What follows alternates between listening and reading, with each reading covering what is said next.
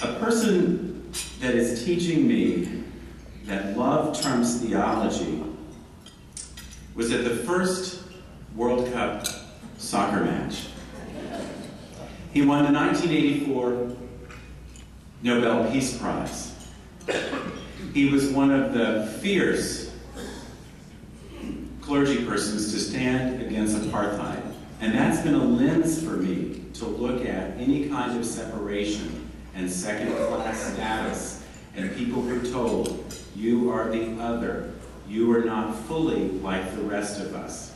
Of course you know, it's Archbishop Desmond Tutu. And if you saw that first match, that wonderful little brown man had all this soccer, football stuff on, and he was what? He was dancing. He was dancing. And I thought, what an incredible moment that Desmond Tutu could be there. I was a college student when I visited South Africa the first time in the 70s. I would come back in the 80s and live in Zimbabwe for 2 years. And this is something that Archbishop Desmond Tutu said about those days of apartheid. The most horrible aspect of apartheid, a blasphemous aspect, is that it can make a child of God doubt that they are a child of God. When you ask yourself in the middle of the night, God, am I your stepchild?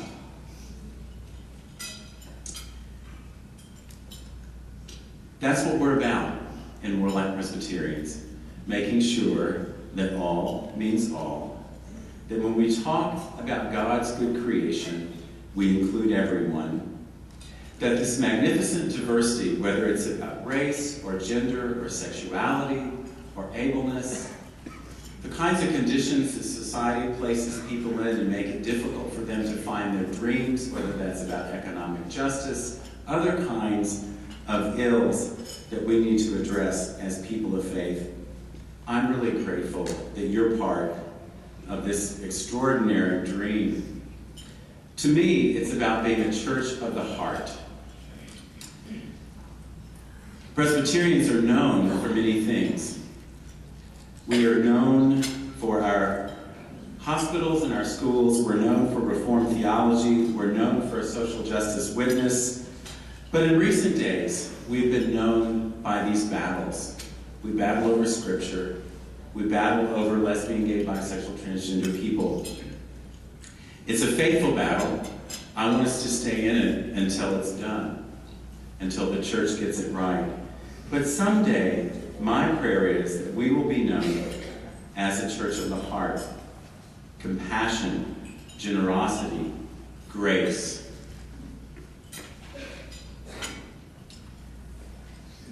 Imagine if we became a church of the heart rather than a church of law, doctrinal standards, and litmus tests for correct belief, practice, and piety. It is often my joy to recognize, since we were together last in San Jose and now in Minneapolis, congregations that live into that future. They declare that lesbian, gay, bisexual, transgender people are part of God's good creation. They're like Mount Auburn Presbyterian Church in Cincinnati. I wouldn't be here, and I wouldn't be in church if not for a welcoming and affirming, more like congregation. And so I announce this list to you so we can celebrate them together. First Presbyterian Church, New Orleans, Louisiana. Louisiana, the first welcoming and affirming church in Louisiana.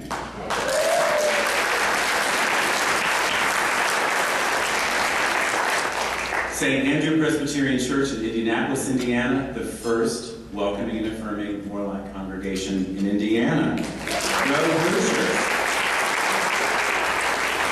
Not too far away, in a sister city, First Presbyterian Church, South St. Paul, Minnesota. Blissfield Presbyterian Church in Blissfield, Michigan.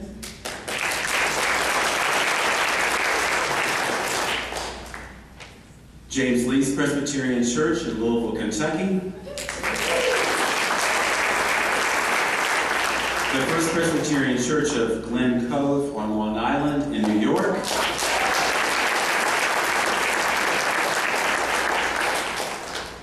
Trinity United Church in Warren, New Jersey. Madison Square Presbyterian Church in San Antonio, Texas.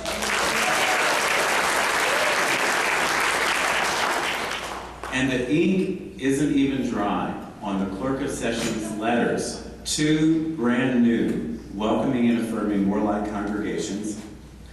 And you're the first to hear these. Flagstaff Federated Community Church in Flagstaff, Arizona.